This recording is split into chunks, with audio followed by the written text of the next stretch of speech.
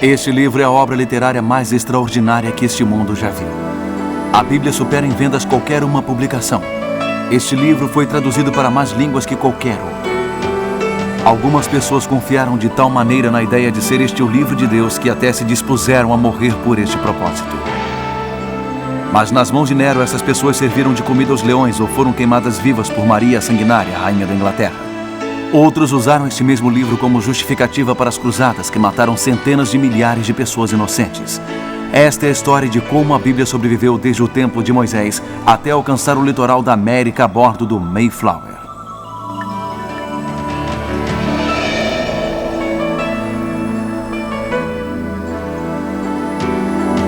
Numa distribuição BV Filmes. O Livro Eterno.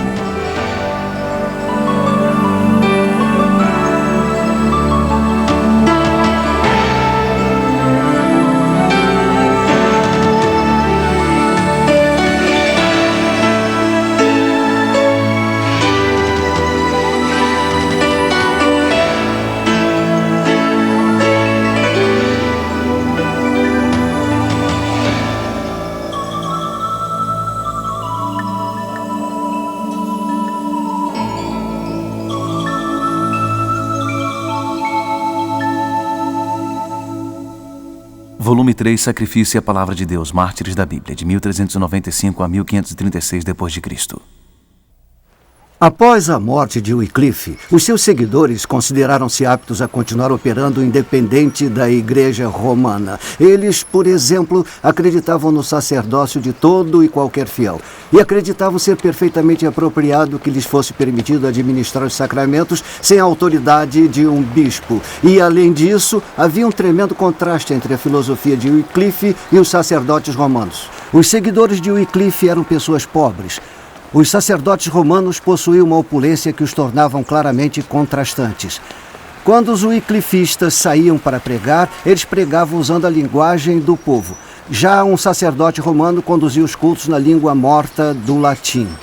Isto proporcionou aos wyclifistas uma publicidade bem-sucedida. Eles fizeram um sucesso tão grande que um dos críticos disse que se alguém encontrasse dois homens caminhando pela rua, um deles seria um wyclifista.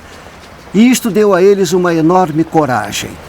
Coragem tamanha que eles pregaram cartazes com lemas e insultos em todos os locais públicos. De fato, em 1395, eles fizeram uma solicitação ao parlamento de que eles aboliriam o celibato, a transubstanciação, as preces aos mortos e oferendas às imagens. Na verdade, eles pegaram o livreto escrito por Wycliffe sobre as 12 conclusões e o pregaram em locais públicos como a Catedral de São Paulo e este lugar atrás de mim que vem a ser a Abadia de Westminster.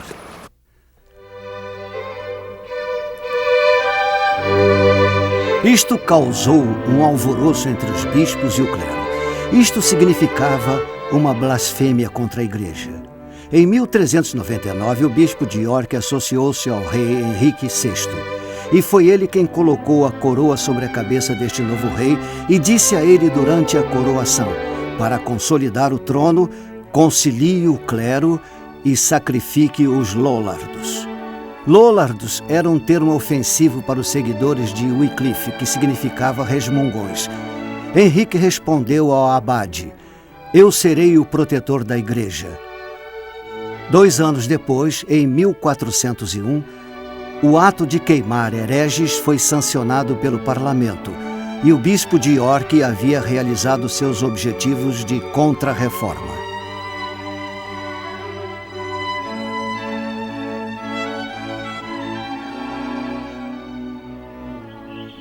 Após somente 8 dias da aprovação daquele projeto de lei, eles começaram a acender as fogueiras aqui em Smithfield para que queimassem vivos aqueles com os quais eles não concordavam. O primeiro homem que eles escolheram foi um homem chamado William Sawtry. E William Sawtry havia cometido um crime. Ouviu-se dizer que ele adorava não a cruz sobre a qual Cristo morreu, mas o próprio Cristo que morrera sobre a cruz. E por isso arrastaram-no até os recintos da Catedral de São Paulo, rasparam sua cabeça, puseram-lhe um chapéu de leigo e o aviltaram. Depois levaram-no até as autoridades civis para que ele pudesse obter clemência. A clemência que foi dada pelas autoridades civis foi trazê-lo até Smithfield, montar feixes de madeira ao redor de seu corpo e queimá-lo até que ele estivesse morto.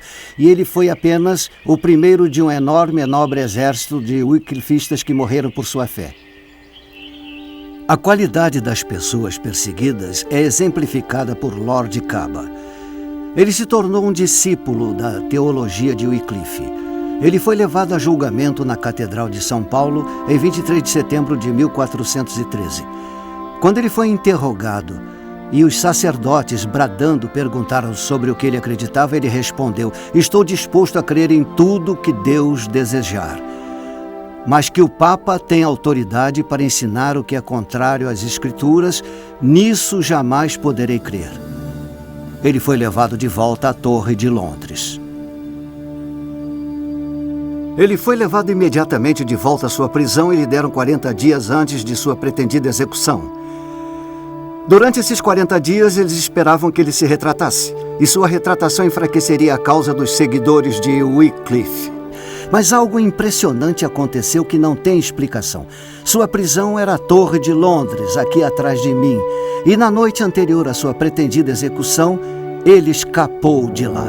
Pelo que eu saiba, ninguém mais conseguiu este feito na história. E de lá seguiu para Gales. Ele ficou sumido por um período considerável até dezembro de 1417, quando foi recapturado. E então foi trazido de volta ao local e levado para St. Child's Field. E lá eles o acorrentaram a uma máquina de rotisseria e o viraram como se fossem assar um porco sobre uma fogueira que queimava lentamente. Eles o tostaram até a morte. O que você está vendo é a Torre dos Lollards. Ela fica ligada ao Palácio de Lambeth, que é a residência londrina do arcebispo de Canterbury. Eu gostaria de lhes contar a história da construção desta torre. Um pequeno cômodo no topo dela foi acrescentado e ficou conhecido como a prisão dos Lollards. São apenas 3,5 metros quadrados com 2 metros de altura. Ela tinha antigos aros de ferro enferrujado que ainda se encontram fixados à parede, e onde alguns dos prisioneiros, após terem sido torturados e presos em correntes até serem retirados dali para a morte, deixavam gravuras na parede. Uma destas gravuras de Jesus, amor Miás. Isto significa Jesus é meu amor. É impossível permanecer neste pequeno cômodo sem ser levado às lágrimas. O segundo comovente resultado das constituições de Arundel aconteceu na cidade de Norwich. Foram tantos os seguidores de Wycliffe publicamente executados em razão de sua fé, que o lugar da execução pública hoje em dia é conhecido como Cova dos Lollards. Isto devido à morte de tantos Lollards ali. Esses Lollards eram queimados vivos por todo o país. Isto apenas nos mostra o imenso e inacreditável número de pessoas que foram seguidoras de Wycliffe e que estavam dispostas a morrer por sua fé, até mesmo serem queimadas vivas.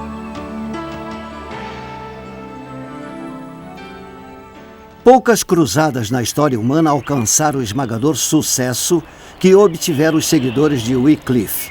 125 anos mais tarde, eles eram tão numerosos e ativos quanto haviam sido no tempo em que Wycliffe era vivo. E naquela época, eles começaram uma reforma que literalmente virou a Europa de cabeça para baixo. Uma guilhotina para a inocência, 1456 d.C. Nada ilustra melhor o Renascimento do que esta escultura de Bernini na Piazza Navona. Se eu fosse tentar definir a Idade Média politicamente, eu teria que começar pela queda de Roma e terminar pelo descobrimento da América em 1492. Se eu fosse tentar defini-la religiosamente, eu começaria pela conversão de Constantino e terminaria pela publicação de um Novo Testamento em grego. Mas, independentemente da forma como eu tente definir as margens disto, uma coisa é importante: eu devo fazer uma distinção no meio. Existe uma diferença entre a Idade Média e o Renascimento. E isto ocorreu em 3 etapas. Quando Carlos Magno se tornou imperador do Sacro Império Romano no ano 800 d.C., ele fundou de forma gradativa escolas para treinamento de padres e monges. Ele ordenou que manuscritos e livros, principalmente a Bíblia, fossem copiados com extremo cuidado. A Igreja se tornou a guardiã da educação. O movimento prosperou do século XI ao século XIV e ficou conhecido como escolasticismo. A segunda etapa se concentrou na realização humana. Foi a época dos homens motivados internamente que enfatizavam os valores humanos e pensamentos racionais. Esta filosofia de vida continuou através do século XVI. A terceira etapa que contribuiu para o Renascimento ocorreu em 1453 com a queda de Constantinopla. Mainz, Alemanha.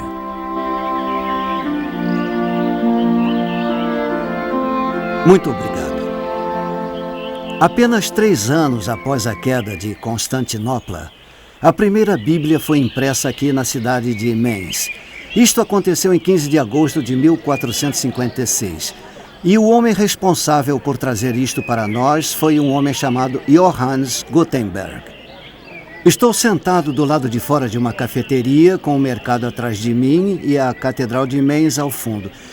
Em direção à esquina fica o Museu Gutenberg.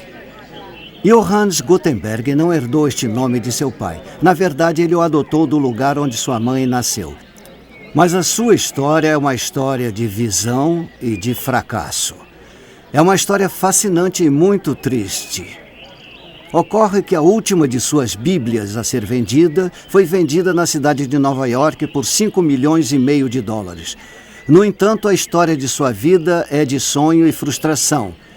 Com milhões no banco, mas sem os 25 centavos que ele precisava para pegar o táxi e ir até lá buscar.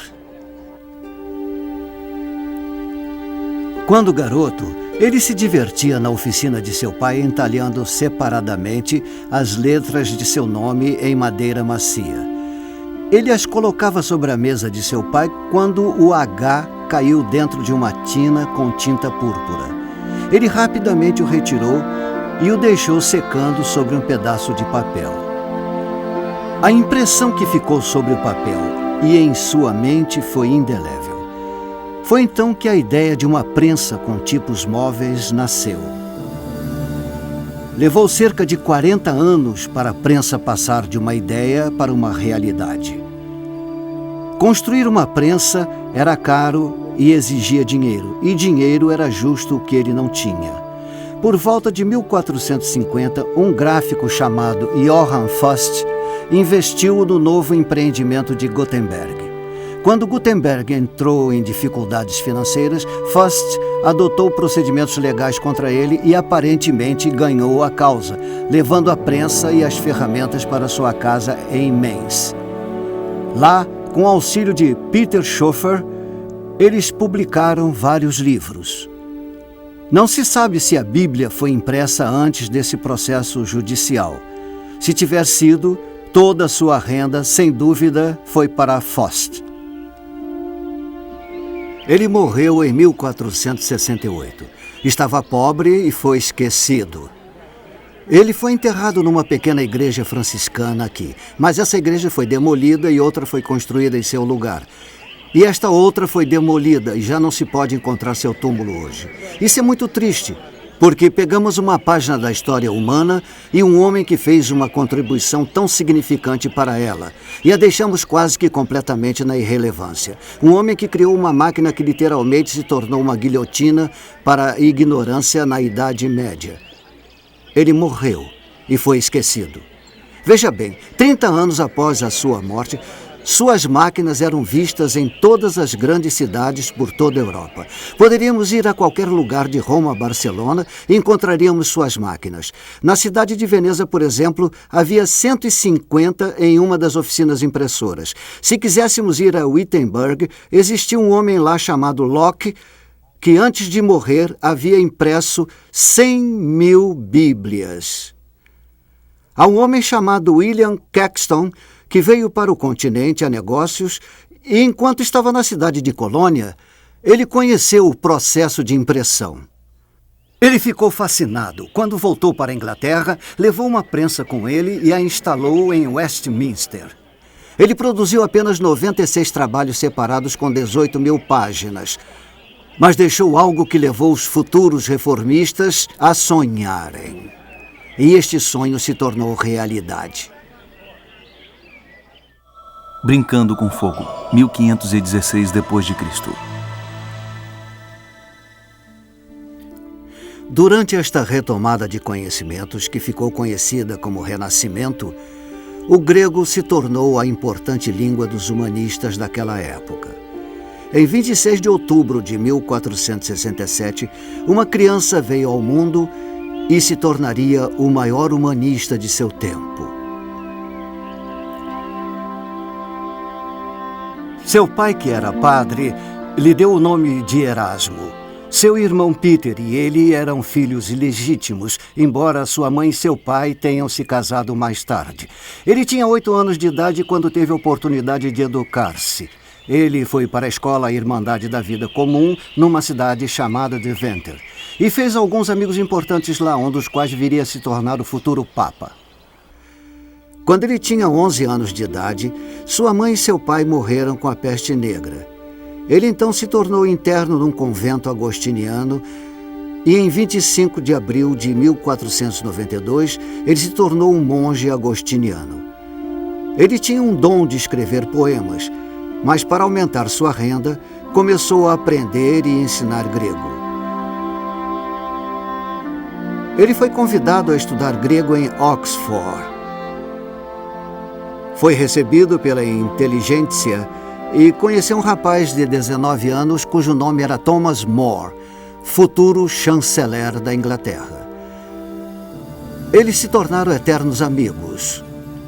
More o levou até a escola infantil real para conhecer Henrique, de 9 anos, que seria o futuro rei da Inglaterra, conhecido como Henrique VIII. A todo momento, ele deslumbrava e encantava seus amigos com sua inteligência e sagacidade. Suas amizades costumavam ser influentes em toda a parte, até mesmo com o Papa em Roma. Bruxelas, Bélgica. Não resta dúvida, mas existe um fato ausente na história.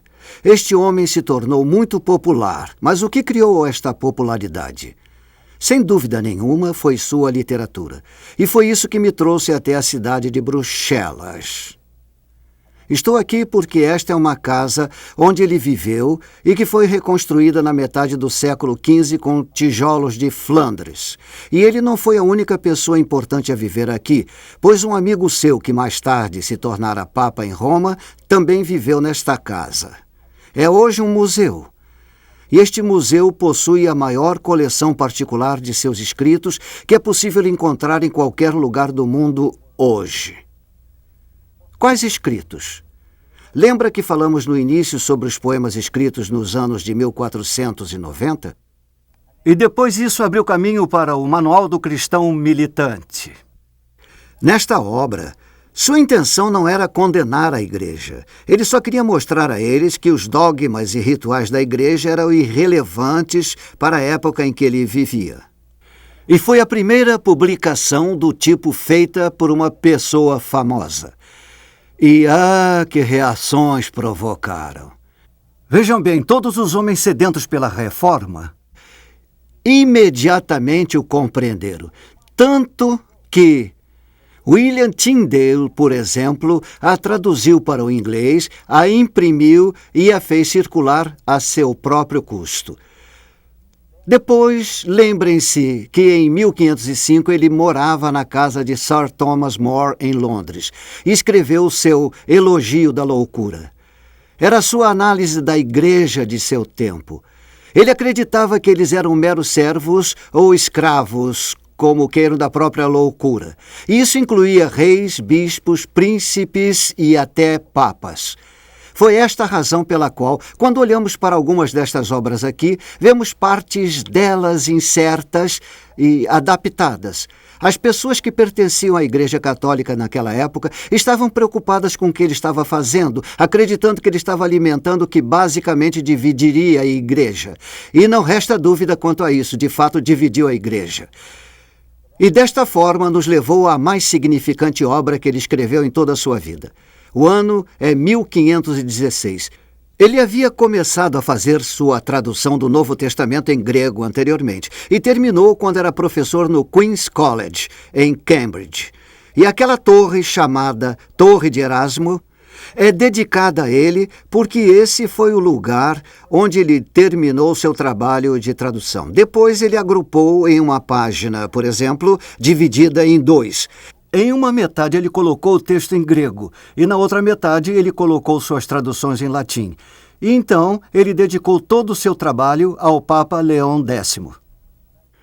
Isto em parte lhe assegurou ao menos a aparente simpatia da Igreja e garantiu a ele a permissão de vender o produto. Infelizmente, ele foi banido em vários países quase de imediato. Mas sabe o que aconteceu? Ele caiu no chão feito uma semente. Não há outra maneira de descrever, pois Martinho Lutero passou os olhos naquilo e resolveu que poderia traduzir aquele grego para o alemão de sua época e deu a Bíblia aos alemães. Foi exatamente o que Zwingli e Calvino fizeram pelas pessoas que viviam na Suíça, e a mesma coisa que William Tyndale fez pelas pessoas que viviam na Inglaterra. E depois ela sofreu acréscimos. Foi no 4º e 5º suplementos, segundo Philip Schaff, historiador da Igreja, que se tornou o Textus Receptus. E caso não esteja familiarizado com este termo, este é o documento que os tradutores da versão da Bíblia King James em 1611 usaram como referência para sua tradução. Não, antes de concluir, preciso admitir, Erasmo não teve a intenção de dividir a Igreja. No que diz respeito a ele, a inflamação que se seguiu não fazia parte de seu propósito ou intenção, mas ele estava pisando em galho seco e brincando com o fogo. Ele mesmo admitiu que lançou a semente e Lutero colheu o fruto. A Reforma Europeia, 1517 d.C.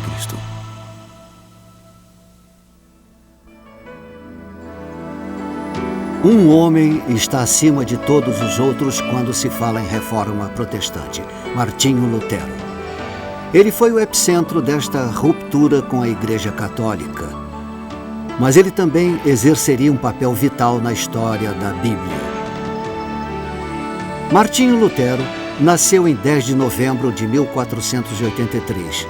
Ele entrou para o monastério agostiniano, onde obteve o grau de bacharel em artes e mestre. Um ano depois, ele tomou seus votos para se tornar um monge. Em 1511, ele foi transferido para o monastério de Wittenberg e se tornou professor de literatura bíblica. Um padre chamado John Tetzel estava vendendo indulgências. As indulgências eram uma forma de penitência paga, permitindo que as pessoas comprassem um pedaço de papel, o qual permitia-lhes o direito de cometer pecados. O grau de cada um era determinado pelo preço que pagavam. Lutero indignou-se com esta prática. Na mesma época, ele estava lecionando sobre o livro de Romanos e descobriu o versículo 1:17 de Romanos. Ele concluiu que um homem em Cristo, pela fé, pode ter a justiça de Deus a seu favor sem a necessidade de indulgências ou outras formas de penitência. Esta se tornou sua grande experiência de conversão. Foi a combinação destas coisas que resultou nas famosas 95 teses que foram afixadas na porta da igreja do castelo de Wittenberg em 1517. Nestas teses, ele atacava severamente a Igreja. Ele discordava de qualquer doutrina que não fosse fundada nas Escrituras. Em 1520, o Papa Leão X emitiu uma bula papal exigindo que ele se retratasse sob a ameaça de excomunhão.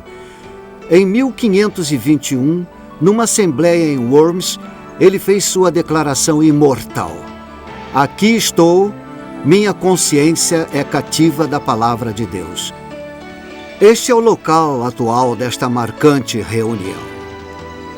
Worms, Alemanha. Em 10 de dezembro de 1521, ele queimou publicamente a bula papal. Sua literatura se tornou bastante ativa. Suas publicações atacavam as doutrinas da Igreja que ele sentia que contrariavam as Escrituras.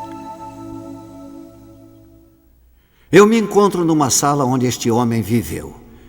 Ele atravessava esta porta, ele caminhava por este piso de madeira, ele se aquecia naquela fornalha. E não há dúvidas quanto a isso, ele precisava de amigos sacros e seculares. E estes escritos realizaram este propósito. Havia outros tratados que seriam escritos mais tarde, e o maior deles foi sua contribuição teológica, a qual intitulou A Escravidão da Vontade. Este foi editado em 1525 e foi feito em resposta a um violento ataque do humanista Desidério Erasmo. Nesse mesmo ano, quando ele tinha 42 anos de idade, houve uma revolta de camponeses e ele teve que redigir uma negativa de ligação. Na verdade, ele redigiu uma condenação inflamada da revolta. E foi neste mesmo ano que ele casou-se com Caterina von Bora. Estou sentado em meio aos móveis que Lutero utilizava. Ele sentava-se nesta cadeira, ele usava esta mesa. Se houvesse convidados em sua casa, era desta mesa que ele conduzia suas preces noturnas. E não há dúvidas de que ele foi um reformador. Um rebelde é uma pessoa que tenta mudar o passado. Um reformador é uma pessoa que tenta mudar o futuro. E qualquer reformador religioso sabe que não se pode afetar sucessivas gerações a menos que se forneça a elas uma Bíblia em sua própria língua. O passar dos anos foi fundamental para sua literatura. Os anos que precedem setembro de 1522, quando pela primeira vez para Lutero, impresso em língua alemã, veio um Novo Testamento. Sua obra mais importante foi a tradução da Bíblia alemã. Foi uma tradução do Novo Testamento em grego de Erasmo. Em sua classificação, Hebreus, Tiago, Judas e Apocalipse foram postos no final da publicação como não canônicos. Ele não acreditava que eles pudessem ter sido diretamente inspirados por Deus. Durante os primeiros 14 anos da conclusão daquela Bíblia, ela, ou partes dela, passaram por 377 edições. Ele ensinou ao mundo como protestar contra os maus procedimentos dos papas e potentados daquela época. E não apenas protestou, mas tornou isto permanente. E ele conseguiu isso oferecendo uma Bíblia na linguagem que todos entendiam. Lutero não foi o único campeão da reforma europeia. Huldrych Zwingli foi responsável por traduzir a Bíblia de Zurique para o povo da Suíça. Se o luteranismo nasceu em Wittenberg, então o presbiterianismo nasceu em Genebra. João Calvino foi o mais notável pioneiro desta reforma. Ele era incomparável na área da teologia. Os outros reformistas escreveram e questionaram doutrinas, mas não na dimensão e profundidade características de Calvino. Ele também construiu a única universidade para a formação de ministros reformados e fez de Genebra a capital do movimento reformado. Calvino governou Genebra com pulso forte. Agora era a vez dos protestantes perseguirem. Ocorreram 58 execuções. De fato, 34 mulheres foram queimadas sob suspeita de propagar a praga por meios de magia. Genebra se tornou a Roma do protestantismo para cerca de 6.000 refugiados da Inglaterra, Escócia e França.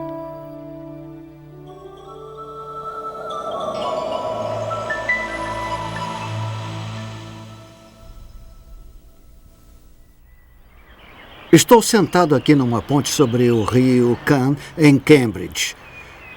Estou pensando em alguns grandes rios, os quais não temos certeza de onde ficam suas fontes. E assim como ocorre com os rios, ocorre também com os grandes movimentos. Não há dúvida, quando se fala em reforma, pensamos na Alemanha e automaticamente pensamos em Martinho Lutero. Na Suíça é Huldrych Zwingli, ou então João Calvino. Na Escócia é John Knox. Mas na Inglaterra, a fonte deste movimento foi certamente o Livro Eterno. Não resta dúvidas para nós de que houve certas personalidades que ajudaram-no a seguir firme em seu progresso. E se tentarmos encontrar a personalidade que deu início a tudo, provavelmente é um homem chamado Thomas Bilney. Bilney nasceu na cidade de Norwich por volta de 1495. Ele era aluno do Trinity Hall em Cambridge, especializando-se no campo de direito canônico. 2 fatores provocaram um desequilíbrio na vida de Bilney. Primeiro, a vida religiosa de Bilney era inútil e improdutiva. Jejuns, vigílias e indulgências o deixaram sem dinheiro, sem saúde e com o coração vazio.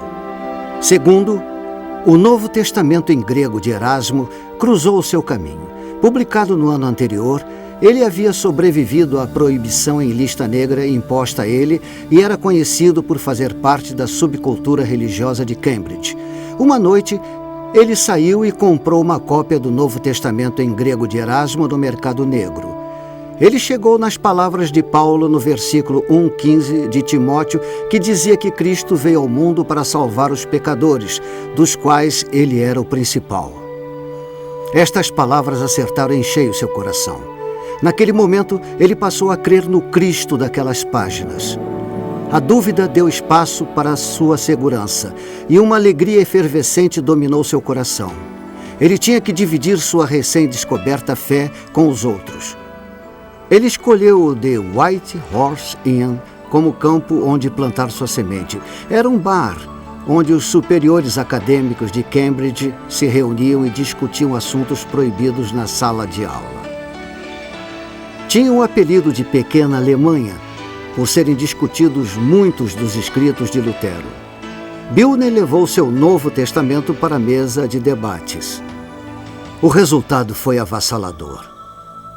A notícia se espalhou por Cambridge e começou a atrair notáveis conferencistas da universidade.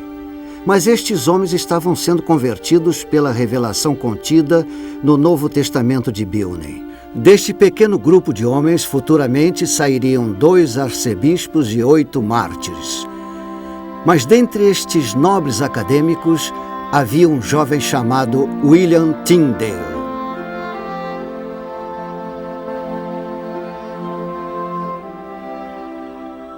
O Livro Proibido, 1525 d.C.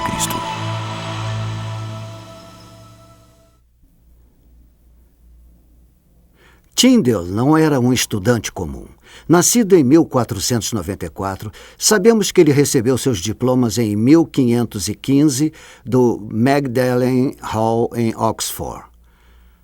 Nesta época, Thomas Wolsey, o arcebispo de York, estava travando um ataque geral aos reformadores. De fato, em 1517, num pequeno parque em Coventry, 5 homens e 2 mulheres foram julgados por heresia.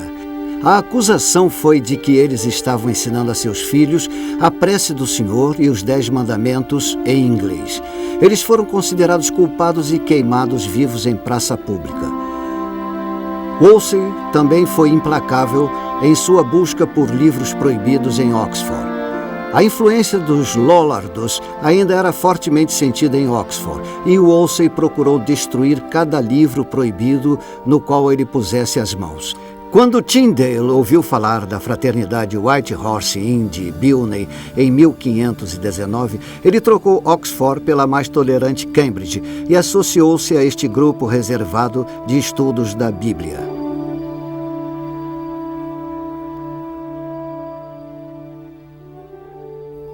Foi aqui em Cambridge que Tyndale descobriu o poder fascinante e regenerador da Bíblia. Ele sabia que este despertar estava restrito a Cambridge apenas em função da cultura. E se as pessoas comuns não podiam mostrar-se à altura da cultura de Cambridge, então a Bíblia deveria reclinar-se ao nível do entendimento comum. E assim, a tarefa de sua vida e a causa de sua morte foi traduzir a Bíblia para a linguagem do homem comum. Ele era um excelente erudito em grego e era também um grande debatedor das Escrituras. Um certo clérigo provocou Tyndale dizendo: melhor viver sem a lei de Deus do que a do Papa. Tyndale retrucou: eu desafio o Papa e todas as suas leis. Se Deus poupar minha vida por muitos anos, farei com que o menino que conduz o arado saiba mais sobre as Escrituras do que você. Aos 30 anos, ele decidiu que a missão de sua vida seria traduzir a Bíblia para o inglês. Talvez ele nunca tenha imaginado que este projeto mais tarde lhe renderia o título de o pai da Bíblia inglesa. Ele se tornou empregado da família de John Walsh de Little Sudbury Manor, nas colinas de Cotswold, perto de Bristol, a área de sua origem. Tornou-se o capelão de Sir John Walsh e sua esposa e tutor de seus 2 filhos. E foi nesta casa onde ele começou a tarefa de traduzir o grego para o inglês.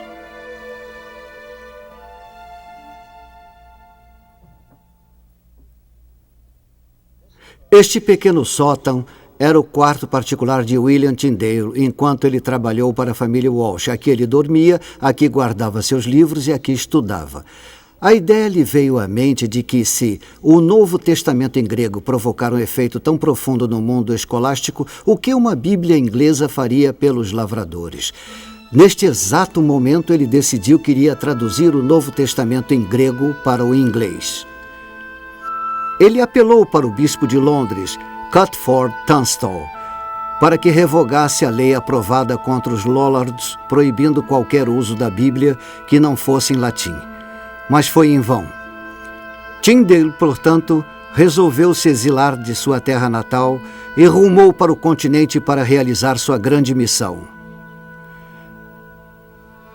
Tyndale viajou para Wittenberg para terminar a tradução do Novo Testamento.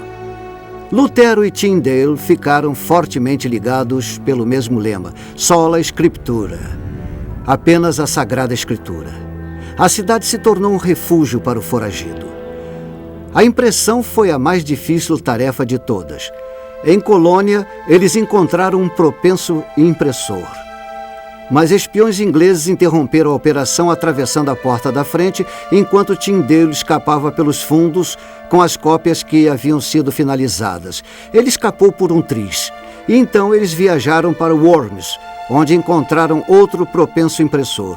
Em dezembro de 1525, eles realizaram a tarefa e os Novos Testamentos estavam prontos para seguir viagem.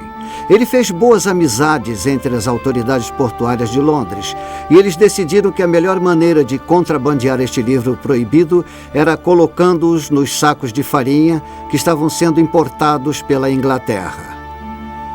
Milhares de Bíblias de Tyndale estavam alcançando a costa da Inglaterra e as palavras da tradução inglesa estavam provocando uma nova inquietação nacional. Hoje, podemos ver uma estátua de Tyndale que avista o porto onde suas Bíblias chegaram à Inglaterra. Quênios, 1526 d.C. A oposição que surgiu ao movimento da Reforma na Inglaterra vinha da Igreja Oficial, da Coroa e do humanismo. A oposição religiosa era esperada, já que as duas forças eram antagonistas em todos os aspectos. A Igreja Oficial passou a ser caricaturada na pessoa de Thomas Wolsey, o último prelado a governar a Inglaterra. Sua riqueza e poder foram graficamente ilustrados pela incrível casa que ele construiu para si, chamada Hampton Court. Era maior até mesmo que a residência real. Ele era um católico dedicado e foi completamente traído em nome do avanço daquela igreja no país. Para isso, ele se tornou o líder de uma cruzada para eliminar hereges. E isso fez com que homens bons e tementes a Deus perdessem suas propriedades, definhassem na prisão, e alguns deles até foram queimados em postes. Enquanto isso, Henrique VIII era outra voz de oposição aos reformistas. Ele se opunha firmemente aos Lollardos e à causa da reforma. Na verdade, o Papa o declarou protetor da Igreja. Sir Thomas More se tornou a terceira voz da oposição. More foi um católico ideal. Ele se submetia a jejuns, vigílias e se autoflagelava toda sexta-feira. Ele dormia no chão puro usando um tronco como travesseiro. Mais tarde, ele tornou-se o chanceler da Inglaterra, o primeiro leigo a alcançar este poderoso cargo. Ele denunciou vigorosamente a doutrina de Tyndale, principalmente sua Bíblia inglesa. More determinou que Tyndale devia ser assassinado. Em 1528, o bispo Tunstall permitiu que More refutasse as obras de Tyndale, o que ficou conhecido como as Guerras Bico de Pena. O Novo Testamento de Tyndale estava tendo tamanho impacto no país que o rei o condenou a ser queimado publicamente na Catedral de São Paulo. Hostilizados e perseguidos, todos eram considerados culpados por possuir ou distribuir o Novo Testamento de Tyndale e até mesmo por levantar fundos para financiar a operação de Tyndale. St. Paul, Londres. Foi Tunstall quem autorizou Augustine Peckham, um mercador que fazia muitos negócios na Antuérpia, a atravessar o continente, comprar todas as Bíblias que pudesse encontrar, trazê-las de volta aqui para a Catedral de São Paulo e queimá-las publicamente. O que Tunstall não sabia era que Peckham era amigo de William Tyndale, e ele pagou 4 vezes o custo da produção por cada Bíblia que ele comprasse, o que significa que para cada Bíblia que eles queimassem aqui na Catedral, ele pagou para que fosse substituída, além de acrescentar mais 3 ao arsenal de Tyndale. Quando passares pelo fogo, não te queimarás. 1531 d.C. A Bíblia de Tyndale era a ferramenta certa de que os pioneiros da Reforma precisavam. Bilney, que foi quem deu início a esta revolução, sem dúvida contou com este precioso livro. Mas em 1527 ele foi preso enquanto pregava em Ipswich. Ele foi posto numa cela na Torre de Londres, mas deixaram a porta aberta. E foi um verdadeiro jogo de gato e rato. Eles deixavam seus amigos entrarem e saírem para tentar dissuadi-lo de se tornar um mártir, e conseguiram. Em 7 de setembro de 1527, ele assinou um juramento. E o dia seguinte foi um domingo. Ele foi levado naquela manhã por via pública desde a Torre de Londres até a Catedral de São Paulo. Quando chegou aqui, ele ouviu um sermão o qual denunciava sua heresia, e neste exato local havia uma pilha das Bíblias de Tyndale, e sua tarefa foi acender o fogo e queimar as Bíblias. Esse fato despedaçou sua alma, perturbou seu espírito. Ele chegou à conclusão de que seria preso novamente. Em Norwich, em 1531, isto foi concretizado.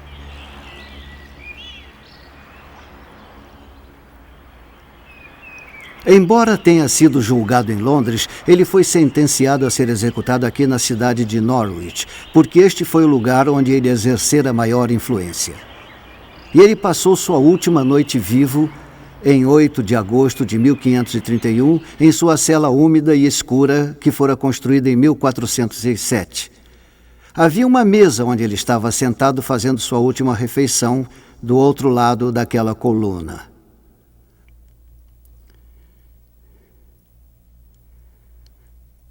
Cinco amigos seus vieram visitá-lo para tentar confortá-lo. Eram liderados por Matthew Parker, que mais tarde veio a se tornar o arcebispo de Canterbury sob o reinado de Elizabeth I. Eles desceram por essa estreita escada em espiral, agruparam-se no final da mesa onde ele estava fazendo sua refeição e lhe ofereceram comida para tentar fortalecê-lo. Ele não precisava de fortalecimento. Ele estava totalmente empenhado em morrer por Cristo. Ainda que lhe oferecessem perdão, isso apenas o desapontaria. Enquanto eles falavam sobre as chamas sendo resfriadas pelo Espírito de Deus, ele terminava sua refeição. Quando ele acabou, colocou o prato de lado, pôs um dedo sobre sua Bíblia e a empurrou da mesa onde eles estavam sentados. Em meio a um silêncio total, inexplicado, simplesmente apoiou seu cotovelo na mesa, levantou seu dedo indicador e o levou em direção à chama ardente de uma vela. E o deixou ali até que queimasse seu dedo até o osso. Enquanto eles assistiam em silêncio, ele apontou para a Bíblia aberta ao seu lado na mesa e leu a passagem que acabara de ler anteriormente em Isaías 43, versículo 2. Quando passares pelo fogo, não te queimarás. Ele comentou que ser queimado por qualquer outra razão que não fosse morrer por Cristo arderia, mas com Cristo nas chamas não arderia. E foi com este estado de espírito que ele passou a última noite em sua cela.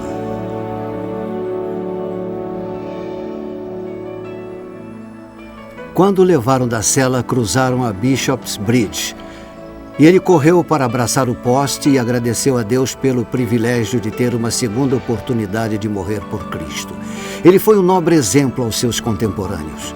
Primeiro, ele ensinou aos reformistas como viver por Cristo, e depois os ensinou como morrer por ele.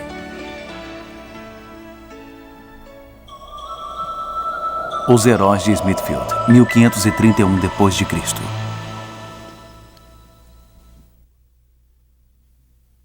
Quando as pessoas eram decapitadas, geralmente nobres, isto costumava ser feito em Tower Hill. Quando eram enforcadas, geralmente pessoas comuns, isto era feito em Tyburn. Quando eram queimadas por crimes religiosos, isto era feito em Smithfield.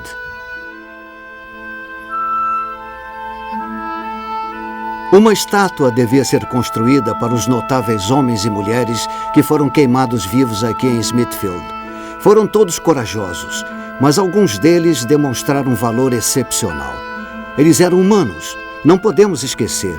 Eles eram tão humanos quanto você é, quanto eu sou. Seus corpos foram submetidos à dor, seus ossos eram tão frágeis quanto os nossos, e às vezes isso os levava às alturas e às vezes os empurrava até os mais profundos vales do desespero. Alguns deles não eram levados contra a vontade. Eles se conformavam com esta provação. E o faziam porque tinham convicções fincadas como lanças de aço em suas almas que não permitiam que se curvassem à pressão. E alguns deles eram fracos e se retratavam. Mas depois eles encontravam a coragem para se refortalecer, dar a volta e encarar a provação novamente. Alguns eram homens fortes, robustos, resistentes. Outros eram mulheres fracas, frágeis, sensíveis. Mas todos foram heróis. O rei, o chefe supremo da Igreja da Inglaterra, 1534 d.C. A causa da reforma e a história da Bíblia inglesa possui um grande débito de gratidão, ironicamente, às paixões carnais do rei Henrique VIII. Seu primeiro casamento com Catarina de Aragão gerou 6 filhos, mas apenas uma menina sobreviveu à infância, a futura Maria a Sanguinária. O rei Henrique culpou Catarina pelo fracasso em lhe proporcionar um filho, e seu destino foi selado quando o rei lançou os olhos sobre uma jovem chamada Ana Bolena. Ela tinha um lindo rosto, olhos brilhantes, cabelos negros. Ela vivia com dignidade. Disse que ela possuía uma voz doce e melodiosa e dançava com elegância. Sempre que o rei estava desanimado, eram as suas canções e suas risadas que o animavam e o atraíam feito um ímã. Ele escrevia cartas para ela, mas a maioria em francês. Nelas, ele admitia possuir um profundo amor por ela, mas ela não tinha intenção de se tornar sua amante. Quando ele se deparou com a firmeza de sua moral, ele lhe propôs casamento. Mas o divórcio dele ainda não havia se consumado e então ela recusou.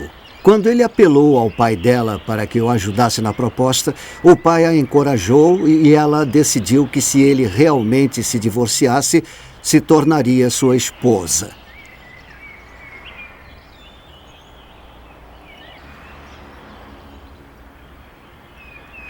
É preciso considerar que o divórcio de Catarina, seguido de uma rainha protestante, era equivalente a uma ruptura com Roma.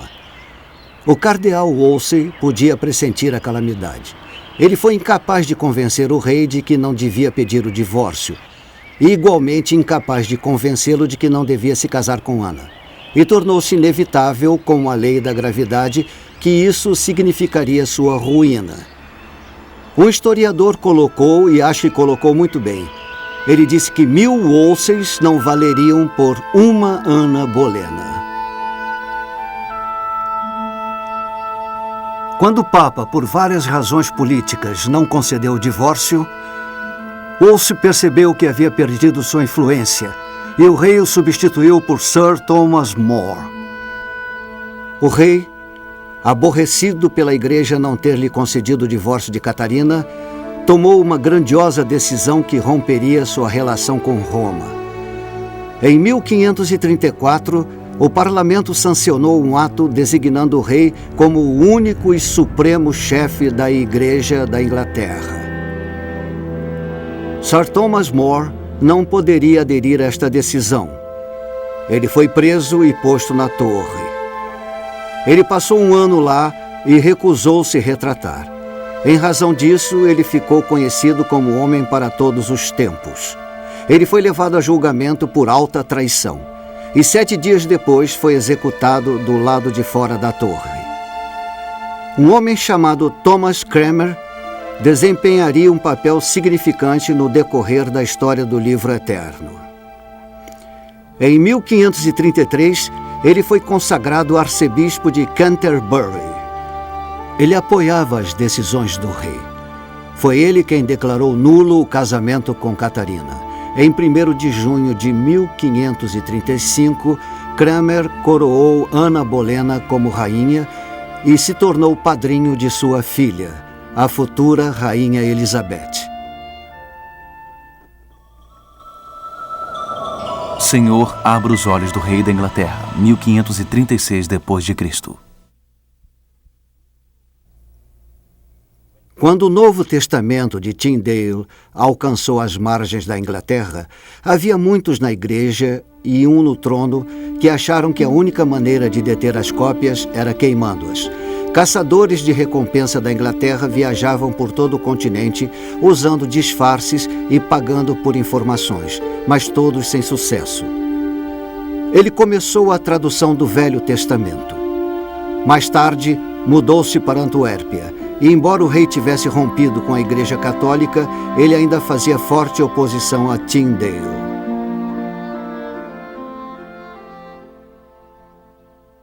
Tyndale logo aprendeu como era ser a raposa solta no campo, cercado por cães de caça. Não demorou muito para ele aprender a viver como um fugitivo e vagar feito um errante de cidade em cidade, como esta cidade alemã atrás de mim, e às vezes cruzando fronteiras para outros países.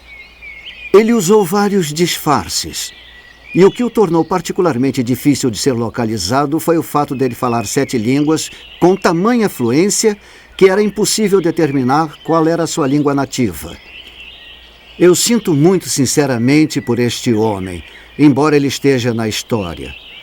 Eu sinto porque eu sei que ele deve ter vivido com o medo e a ansiedade que fizeram parte de sua vida dia após dia, se não hora após hora. Em 1535, enquanto ele estava na Antuérpia, Henry Philips, posando de amigo, delatou a identidade do reformador. Ele foi capturado, levado sob custódia e aprisionado no inabalável castelo de Vilvoorde, próximo a Bruxelas, na Bélgica. Ele foi considerado culpado de sacrilégio, mas foi só na sexta-feira, 6 de outubro de 1536, que o levaram para que fosse executada sua pena de morte. Este monumento comemora este fato histórico. Foi somente na sexta-feira, 6 de outubro de 1536, que o levaram de sua cela para o local da execução pública. Não houve incerteza, não houve arrependimento, não houve hesitação. Quando o levaram para o poste contra o qual ele seria acorrentado e queimado vivo, ele percebeu que houve uma grande importância naquilo tudo. Havia 2 buracos no poste, por onde um pedaço de arame seria passado, envolveria seu pescoço, porque, de acordo com a corte, ele devia ser estrangulado ao mesmo tempo em que fosse queimado. E quando o executor estava passando o arame pelo buraco e envolvendo sua garganta, ele fez esta última declaração pública registrada. E sua declaração foi em forma de prece: Senhor, abra os olhos do rei da Inglaterra.